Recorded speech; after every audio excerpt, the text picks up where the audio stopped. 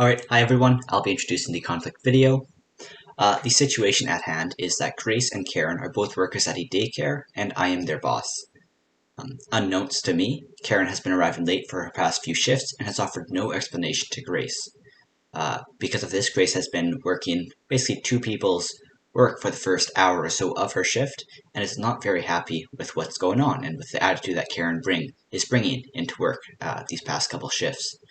Let's take a look at the first scenario where the communication is, we'll say, subpar.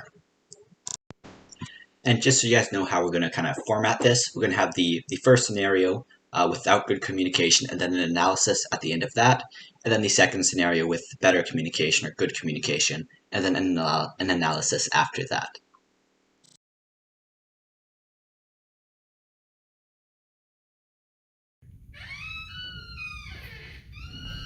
Good morning, Grace. How are you doing today? Can I help you out? No, thank you. I'm good. Are you sure? Yeah. So what's on the schedule today for the kids?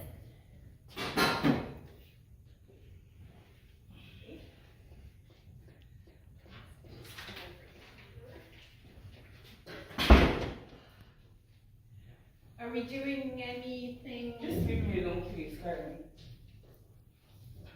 Okay, is Colton in?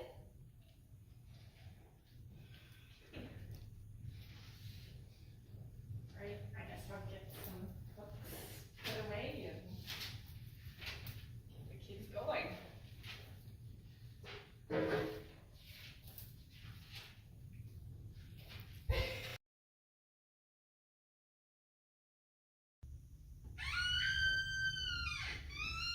Good morning, Grace. What are we doing today? You mean what am I doing today? Okay, do you need help with something? I don't need help. You're always late, Karen. I'm tired of picking up after you.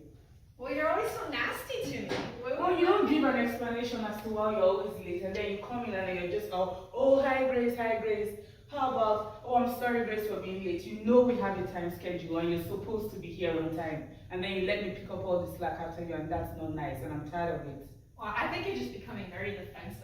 Well, I'm you're only a supposed few to minutes late. You're not a few minutes late, and this is like the 5th time in 2 weeks.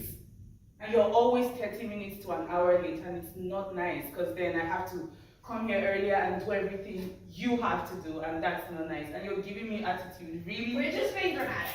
I'm being dramatic? Yeah, totally. I'm going to tell Colton about it. In fact, I quit.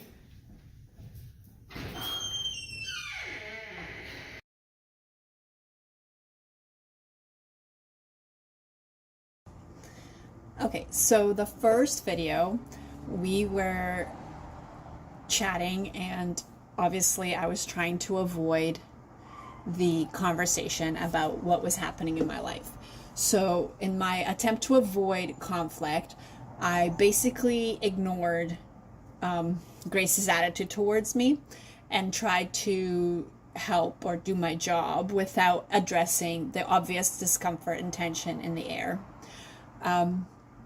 So when that scene ended, nothing was discussed and nothing happened, really. We just completely avoided the subject altogether. This second scene actually shows me and Karen having it out with each other. Like, she came late as usual, and then she was just being, oh, hi, Grace. Hi, Grace. Oh, what do I do? What's going on? And I'm like, Karen, like, just leave me alone. Like, I'm doing all the work and you're just ignoring it.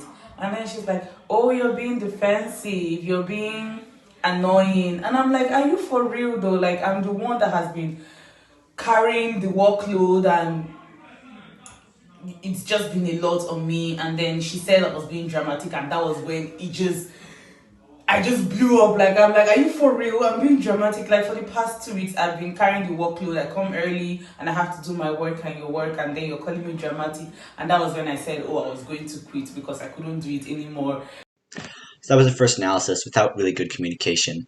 So now let's move on to the second scenario with good communication and see what difference the communication can make.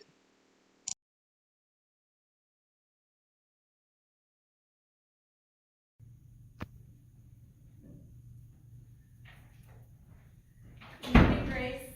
Good morning, Karen. How are you? I'm okay, but I need to talk to you about something. Okay. I need to know if everything is okay. Like, why are you always late?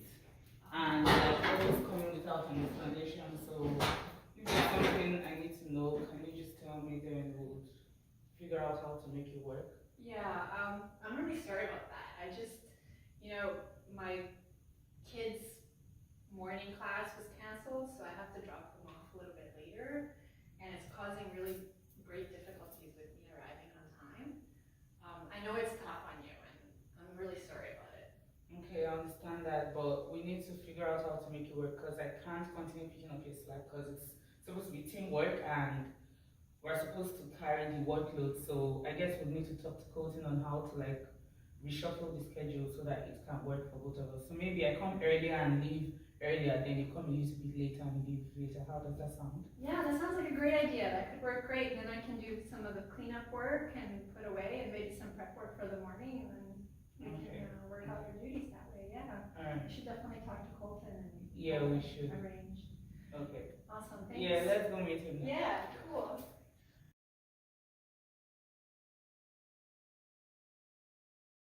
Hey guys, what's going on?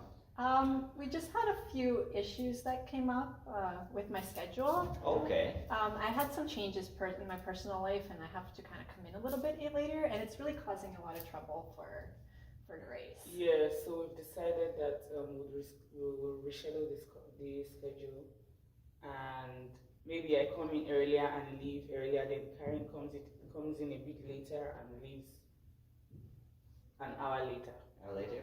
How late are you arriving? Is it about an hour? It's about an hour, I think. About an hour Yeah. usually?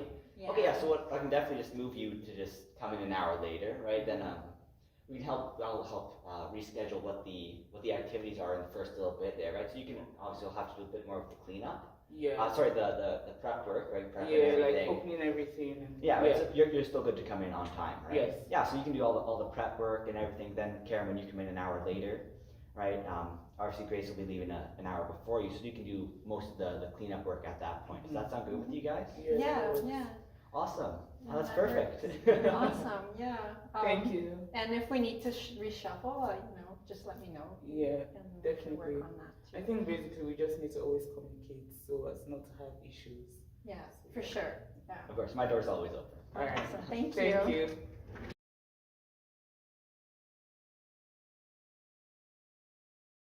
Okay, so the third part of the video, I walk in, and instead of Grace blowing up on me, she asks me what was happening. So in her ability to empathize that there might be something going on in my personal life that was causing the problem of me being late, I then responded with a bit more understanding of her position too, by explaining to her what was happening in my life in the background, and that was affecting my work. So overall, we were then able to go back and forth and really listen to each other perspective on the issue, and achieved a sort of solution that might work for both of us. So now we decided to talk to Colton about our issue. Colton is our manager and he's the only one that could approve the reshuffling of the schedule, because that shows that I have empathy towards Karen and I want to allow her solve her personal issues while I do my own work at work, and she comes in when she can and she does her own work as well. So we discussed it with Colton, and Colton too was very understandable. He was very understanding towards her too, and he felt empathy towards her as well, and he did the whole thing a good leader would do, and we resolved the issue, and then we decided that she would come in an hour later and leave an hour later, while I come in an hour earlier and leave an hour earlier. So I'll mostly do the openings and sorting out of everything, while Karen does the closing and cleaning up of the office. So that was how we resolved the issue, and that showed teamwork and a good amount of interpersonal communication amongst us. And that's that.